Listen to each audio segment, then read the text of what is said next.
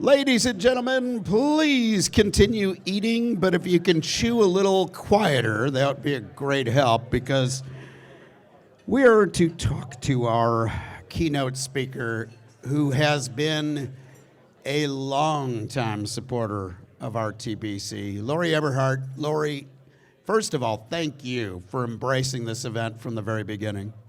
Thank you, Dennis, and thank you to you and Tim for always allowing me to be a part. It's a great group of people, and I always make new friends and see a lot of old friends when I'm here. I think folks from the tracks are a little upset because they can't get any free legal advice this year, but she is available on billable hours. Now, you've got such a great life story. You've done a lot of different things over the course of time. Had a lot of great mentors, and now being a great mentor to others. But if I was to suddenly show up with the old DeLorean and I got Doc Brown to fix it up so he could go back in the future to when you were 14 years old, and you tried to explain to the 14-year-old you what you've been able to do in your career, would she have bought any of it? Probably not. Because I think the thing that, my 14-year-old self, even at 14 years old when I started working at the Speedway, and it was Michigan International Speedway, the first Speedway I worked at when Roger Penske owned it. I worked there in the summer times when I was in high school. I just thought that motorsports was amazing and the people were amazing. And at that time, I thought, well, when I grow up, I want to be general manager of a super speedway. And so that's how it all got started. And talk a little bit about some of the people that helped you out along the way, because, I'm going to say it. I'm not going to be shy. You know me. Back when you got started, women in motorsports at high levels was not as frequent of a thing as it is now. Who were some of the people that took a chance on you? Great question. No, women. There were no female general managers of super speedways at the time. Now there's a few, and not a lot of women in high places in motorsports. My mom was a controller at Michigan International Speedway, so she was a role model to me from that standpoint. But Gene Haskett, who was the general manager of Michigan International Speedway and gave me my first job there, and I worked for him when I was in undergraduate and then actually undergraduate school, high school and undergraduate school as assistant to the public relations director, but also worked under a really great man who's no longer with us, Chris Browning, who ended up being PR director at Michigan and ran Darlington for a bit. And then I went to law school. I got through high school. I'm a history major, which is really weird about being in motorsports is I'm a history major with a double major in history and political science and a theater minor, and I'm a lawyer that works in motorsports. I mean, go figure. It just shows you when you're passionate about something or you really want to focus on something, no matter what your disciplines are, you can bring that can-do spirit and the fire in the belly and to get things done. But I was very fortunate to work for Gene when I went to Wake Forest University in Winston-Salem, North Carolina, go Demon Deacons. And when I graduated from law school, Gene Haskett from Michigan put me in touch with Humpy Wheeler, the historic promoter at Charlotte Motor Speedway. And then Humpy took a chance on me, hiring me as his first in-house counsel in motorsports. So I was the general manager of Charlotte Motor Speedway, and in a female in that role was very unusual at the time, but then worked for Humpy, and Humpy was very instrumental in helping me in building my career and introducing me to a lot of folks in the industry. And Humpy Wheeler, actually our very first keynote speaker at our very first Racetrack Business Conference, so it's gone full circle. Now I see some of the major leagues of motorsports, like NASCAR, trying to imitate stick and ball sports by having a playoffs, and I don't get it as an old school guy. But what are some of the things that stick and ball sports are doing better than motorsports that we could learn from and maybe utilize for growing our sport? It's a good question. I think one of the things that the major leagues are doing and they're doing it really, really well, is being technology forward. We've heard it all morning when people are talking about using technology in your fan experience, using technology and the managing of your data. But sports tech in major leagues is very, well, there's a lot of people investing in it. There's a lot of money and venture capital going into sports tech, but also how technology is changing every single process, everything that we do for the better, and utilizing that technology to making the guest experience better. You know, we've got the new Gen Z coming up who is our future in motorsports, and they think differently than we do. They play with their phones differently and really have a fluid fan. You know, that 20-year-old Gen Zer is going to want to, they do want to go to live events. Live events and having that visceral experience is very popular, but they also want to experience it on their phone, and they want to experience it in their social media. So meeting them where they are and really using that technology to engage the fan and bring them in. I think you know, the NFL is the chief of doing all of it, but the major leagues are doing that. One other thing that I see, and I actually do see the leagues, I see NASCAR doing this more, and I see IndyCar doing this more, is grassroots racing. You know, Major League Baseball has a huge interest, and they invest a lot in their minor league series, their players, the teams, and really use that to build out their fan engagement. I see our racing leagues, the senior leagues, doing that more and more. About reaching into the grassroots, which is so important to the people in this room and who do it every day, building that grassroots fan and continuing to build our pipeline. Are we doing a good enough job in motorsports, making the front offices, making the cockpits of the cars, making the people on pit road look more like America, more like the fan base? Are we doing enough on diversity and inclusion in the sport, and what can we do better? It's a great question. I think we're doing a lot better. I think we are doing a lot better. You're seeing females in engineering roles. You're seeing drivers. Jamie Chadwick just got signed up by Andretti in their Indy Lights program. You're seeing the engineers. If you look at the garage area, you're seeing lots of females in positions at Hendrick Motorsports, at Bridgestone, in the technology roles, and that's great. You're seeing the female drivers coming up, and there's only a limited amount of seats, right? Everybody's competing for that seat, so there'll be opportunities for that. I think you're seeing in the front office, you're seeing it in people that are general managers of speedways. You're seeing it more and more. It's still unusual, though, and I think we're going to have to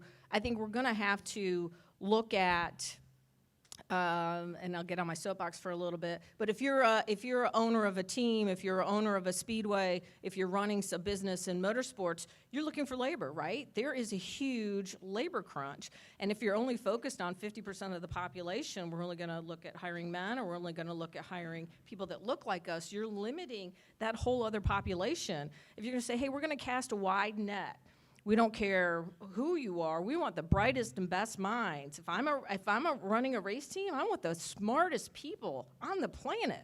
I don't care what they look like. I don't care where they came from. I just want the brightest and best people. So I think as long as we keep looking for the brightest and best people, we have to cast that wide net, and we're automatically going to end up with a more diverse population. I also think it's the right thing to do. And we're going to be talking more about this afternoon with Beth Peretta, and another great cast of characters, and a session just dedicated to that. Now, you mentioned the NFL, and they are doing a great job. And one of the things that they've really changed over the years is it used to be, years ago when I was growing up, they had Jimmy DeGreek on talking about this point spreads, but they really we're kind of trying to downplay betting, and now you can bet on every play. Should motorsports embrace sports gambling more? And from a liability standpoint for the tracks and series, is there a potential legal problem if you have someone on the race team trying to fix the outcome? Again, a great question. Sports betting it will change sport. It is changing sport. It's not legal in every state. There's 30 states right now that allow sports betting. Indiana is one of them. You can bet legally here. And you can bet on racing. NASCAR's got odds, IndyCar's got odds. You can bet on any kind of race as long as it's legal in your state. I think we should embrace it. It's a moneymaker. People are looking for other revenue streams. They're looking for ways to invest in that technology, invest in that fan experience. And sports betting's one way that you can do it. And you figure out your way that you can leverage it and make money off of it. It does bring into question whenever you have gaming, And you're right. We used to, in racing, we ran away from sports betting, right? We don't want anything to do with it because it's the integrity of the game. But the leagues have figured this out. You have in your player contracts, you would have in your driver agreements with the team that there's a rep and warranty and a covenant that the athlete driver is not going to, number one, they're not going to gamble. Number two, they're not going to engage in any dishonest activity or things that would defame the game or put anything into question. So you can handle that contractually. You're going to have to police it, of course. You're going to have to look at it, and there's always a question. But I think here's the thing. Sports betting's here. Embrace it. You know, the technology's coming. Embrace it. All of these things are opportunities for us to do better, to continue the lifeline and to invest in our future. All right. I know that you are very outspoken whenever we've had you on a panel every year here at RTBC. Are there any pet peeves you have right now about the motorsports world? Wow. I wish I had my lawyer to help me talk about that one. I would say my biggest pet, here's my one pet peeve about, this is racers and people in motorsports, particularly racers. Racers will spend thousands and thousands and thousands of dollars to go fast, right? Whether the tire, the system, the piston, whatever I can put in my car to go fast, I'm going to buy it. But I don't want to incorporate my business and put my car into a company to give me limited liability because I got to pay a fee for that, and then I don't want to buy any insurance. And to me, I mean, and I'm a lawyer. This is what I do for a living. You know, I'm like, pay the couple $100s to put your racing business in an LLC or a corporation so your personal assets aren't liable for the liabilities of that business, and you protect your house and your retirement and your 401k. And the second one is buy insurance. I mean, buy it. It's not cheap. Talk to Jeff.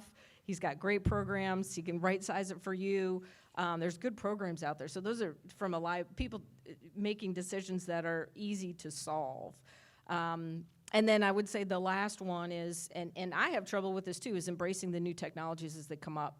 Because I don't want to relearn. I just got an update on my iPhone. Everybody got an update on their iPhone recently, and I've got all these new things on it now, which I hate. But I'm like, no, you've got to embrace the technology, learn it, and leverage it. Again, if you don't, we're not going to survive, right? Adapt or die. Whether it comes to technology and it comes to the future of your business. You talk about adapt and die. And I hear a lot of racing fans, and hey, I'm one of them, that sometimes whines, it was better back in the whatever era. But I also am positive enough, despite being a natural-born cynic, to believe that the best days of motorsports might even be ahead for us. What advice do you have for the motorsports industry? Again, folks, she's worn a lot of hats in this industry.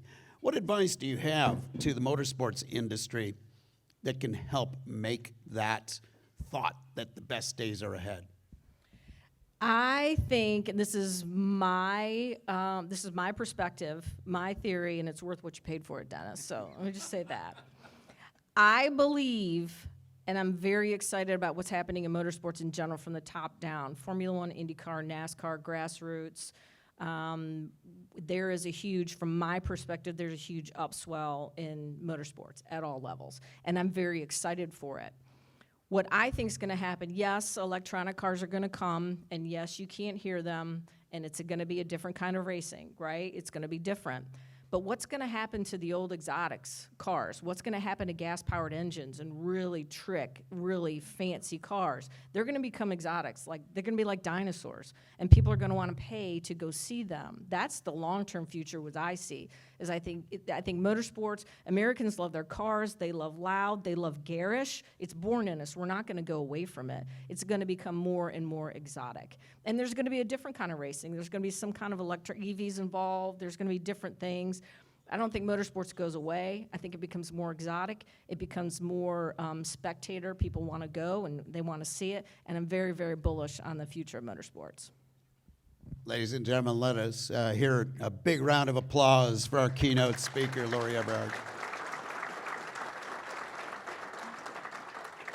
Also want to thank, well, only one half of the Mike and Mark gang is here from Race Monitor, but they've been a big supporter of ours and sponsoring your lunch and our keynote speaker again. So let's hear it for the folks from Race Monitor.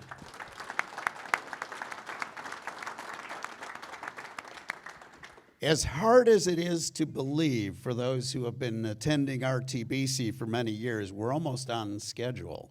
So I'll meet you across the room, across the way in the other room, and we'll start our afternoon sessions. Thank you.